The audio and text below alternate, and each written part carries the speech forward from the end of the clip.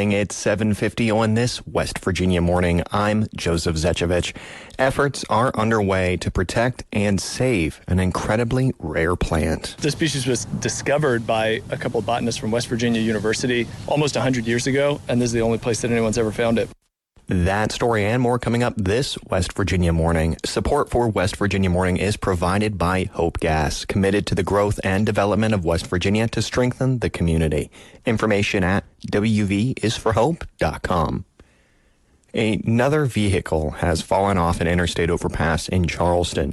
As Maria Young reports, traffic officials are looking at how to make that stretch of road safer. A pickup truck with 4 young people inside jumped the overpass near the Elk River Friday night, killing all 4 occupants when it landed below. 2 people in a semi-truck were critically injured in a similar wreck last week, and in May, a vehicle dangled from the overpass, stopped from falling by a metal road sign. This fall, the Department of Highways expects to install high-friction bumpers. Brent Walker with the State Department of Transportation says several other measures are under consideration. We can put chevrons, we can put flashing lights, and there are a couple of other things we can take a look at.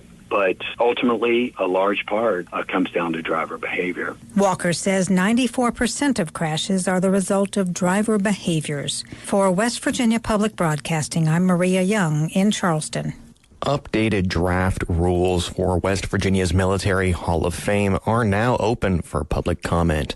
The project is designed to honor the state's military legends who have answered the call of duty with extraordinary valor.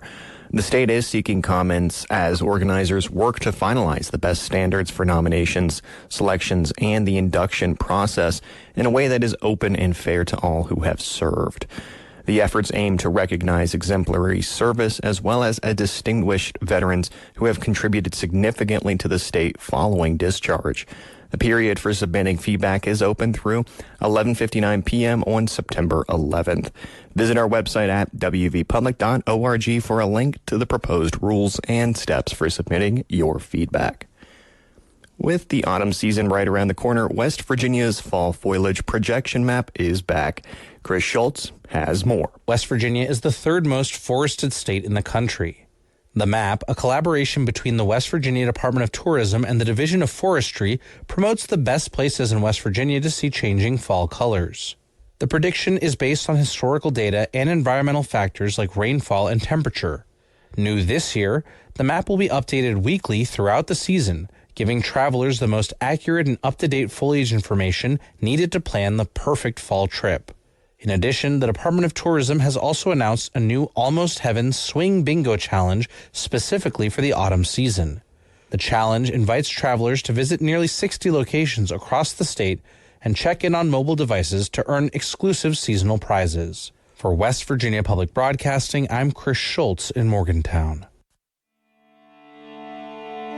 And for weather in West Virginia, today, clear skies, temperatures from the mid-70s and low 80s. Tonight, partially cloudy skies, temperatures from the mid-50s. Tomorrow, Wednesday, mostly cloudy skies, chances of afternoon rain showers and temperatures from the mid-80s. Thursday, mostly clear start for us with chances of afternoon showers and temperatures from the mid-80s. With Friday, mostly cloudy skies and temperatures from the mid-70s and low 80s.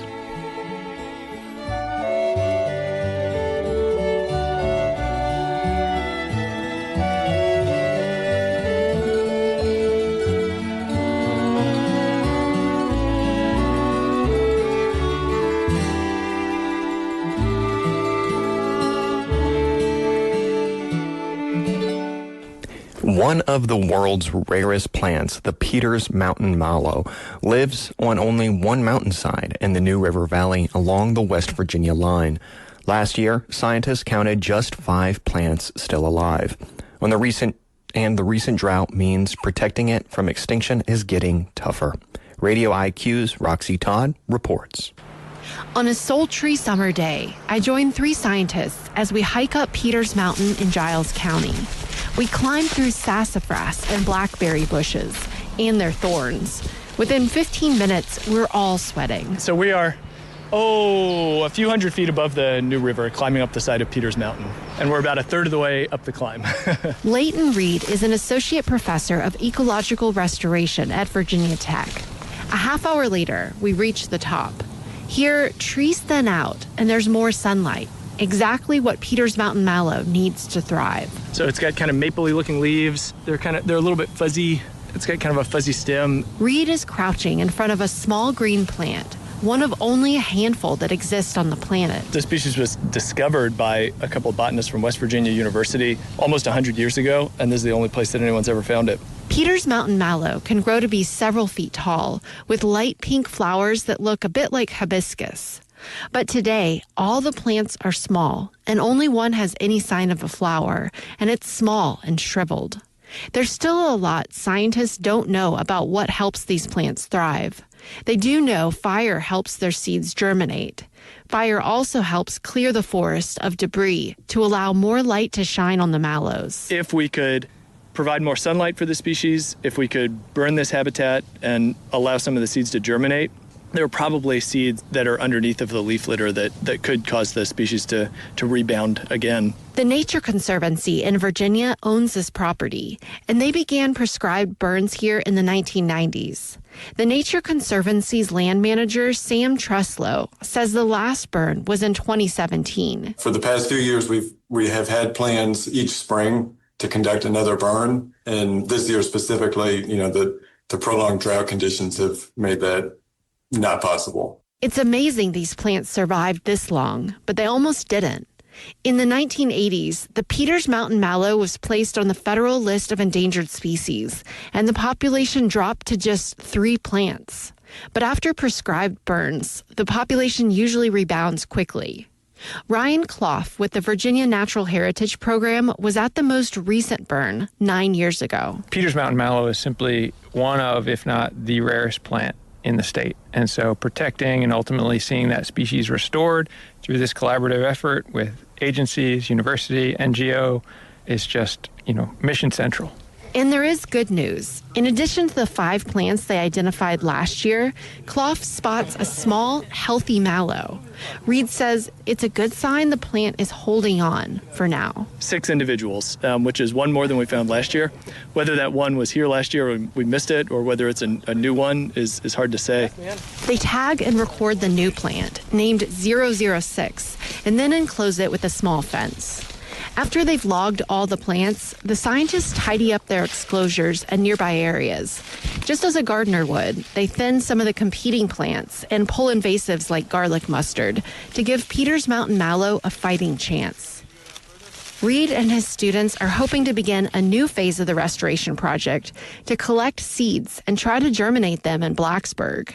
Eventually, scientists may even try to grow them in new locations to help give the plant more chances to survive. Because what could be more inspiring than studying the restoration of a globally rare species that occurs only 30 minutes away from the Virginia Tech campus? It's just a great opportunity to be part of global biodiversity conservation in our own backyard. They're still waiting to learn if they'll be funded for this next part of their work. Either way, Reed hopes conditions improve for a prescribed burn soon, because without that, Virginia's most rare plant has little chance of making a comeback. In Giles County, I'm Roxy Todd.